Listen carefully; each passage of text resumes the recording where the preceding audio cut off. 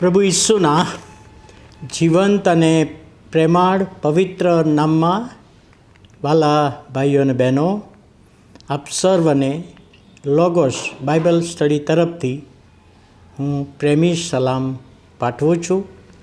અને આજનો દિવસ એટલે 24મી ઓગસ્ટ 2024 અને શનિવારનો આ નવો દિવસ આપણા જીવનોમાં પ્રભુએ બતાવ્યો માટે પ્રભુનો ખૂબ આભાર માનીએ છીએ.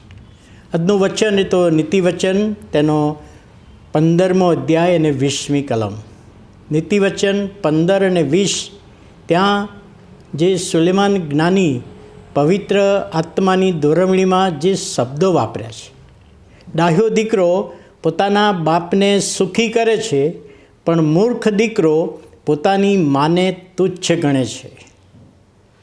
એટલે આપણે ફરીથી મોટાભાગે નીતિવચનના પુસ્તકમાં તમે જોશો તો એક એક કલમમાં બે વ્યક્તિની સરખામણી અને તફાવત આપવામાં આવ્યો છે.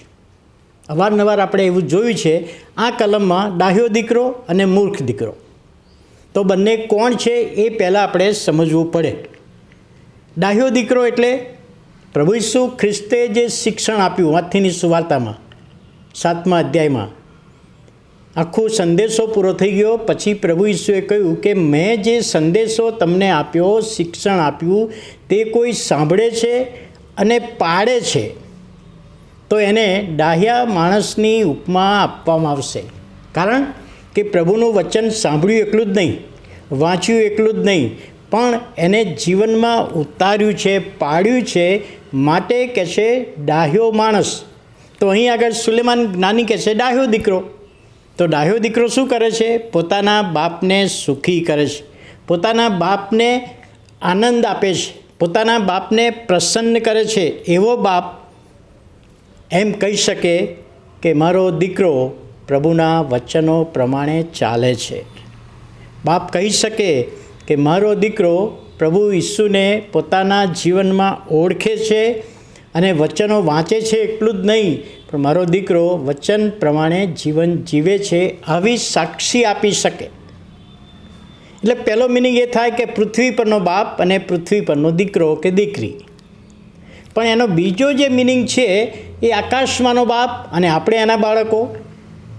આકાશમાંનો બાપ જે આપણને વચન આપે છે, આજ્ઞા આપે છે, એ બાબત આપણે સ્વીકારીએ છીએ તો એના બાળકો તરીકે આપણે આપણા આકાશમાંના બાપને ખુશ કરીએ છીએ, પ્રસન્ન કરીએ છીએ, ગમે છે. તો એ બાબત અહીં આગળ લખવામાં આવી છે. અને બીજી બાબત કે છે મૂર્ખ દીકરો, એટલે મૂર્ખ દીકરો પોતાની માને તુચ્છ ગણે છે, એવું જ્ઞાની સુલેમાન લખે છે.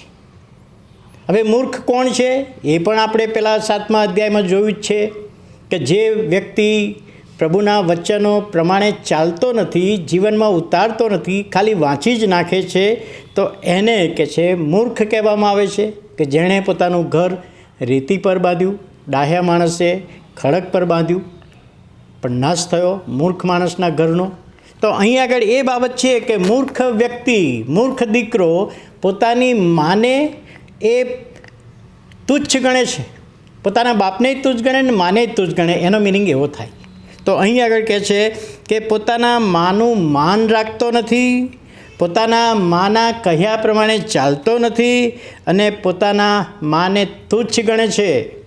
ઘણી બધી વખતે મા બાપે આપણા જીવનોમાં જે કાર્ય કર્યું છે, આપણા માટે સહન કર્યું છે, આપણા માટે વેઠ્યું છે, એ બાળકો ભૂલી જતા હોય છે, તુચ્છ ગણે છે. તમે કશું જ નથી કર્યું, આ તો તમારી જવાબદારી હતી, તમારા ઘરમાં મારો જન્મ થયો એટલે તમારી જવાબદારી. એવા શબ્દો અહીં આગળ સાંભળવા મળે ત્યારે કહે છે એ મૂર્ખ દીકરો પોતાની માને તુચ્છ ગણે છે અને બાપને પણ તુચ્છ ગણે છે.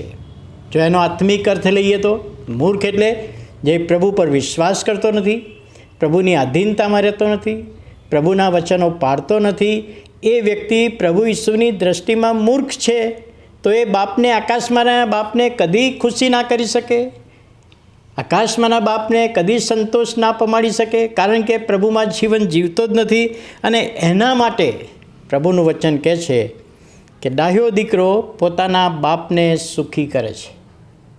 ડાહ્યો દીકરો પોતાના બાપને સુખી કરે છે, પણ મૂર્ખ દીકરો પોતાની માને તુચ્છ ગણે છે.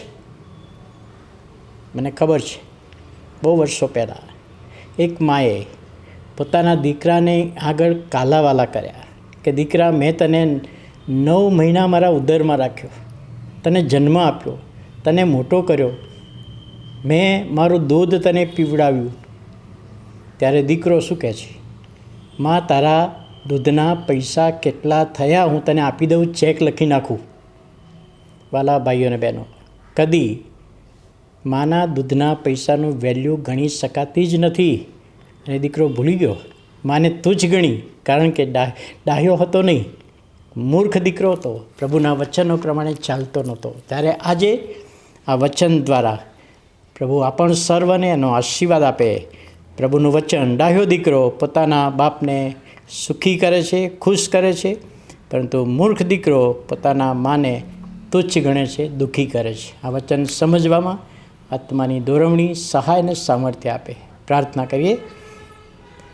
વાલા પ્રભુ, અમે તમારો આભાર માનતા તમારા નામને ધન્યવાદ આપીએ છીએ. આજના નવા દિવસની ભેટને માટે તમારો આશીર્વાદ માગતા ડાહ્યો દીકરો અને મૂર્ખ દીકરો, અને આ વચન પ્રમાણે પ્રભુ અમે ડાહ્યા દીકરા અને દીકરીઓ બની શકીએ એ માટે સહાય કરો, મદદ કરો. ઈસુ અમારા પ્રભુના નામમાં સાંભળો અને માન્ય કરો.